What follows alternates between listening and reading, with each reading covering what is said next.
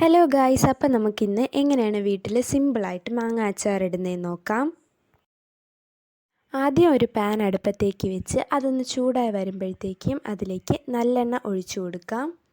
എണ്ണയൊന്ന് ചൂടായി വരുമ്പോഴേക്കും അതിലേക്ക് കടുകും ഉലുവയും ചേർത്ത് അതൊന്ന് പൊട്ടി വരുമ്പോഴത്തേക്കും വെളുത്തുള്ളി, ഇഞ്ചി, പച്ചമുളക്, കറിവേപ്പില ചേർത്ത് അത് നല്ലപോലെ ഒന്ന് വഴറ്റിയെടുക്കുക.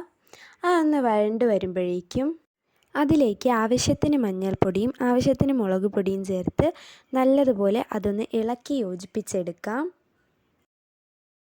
അതിലേക്കിനി പൊടിക്ക് ആവശ്യമായ ഉപ്പും അല്പം വിനാഗിരിയും ചേർത്ത് നല്ലതുപോലെ യോജിപ്പിച്ച് പാൻ ഓഫാക്കാം.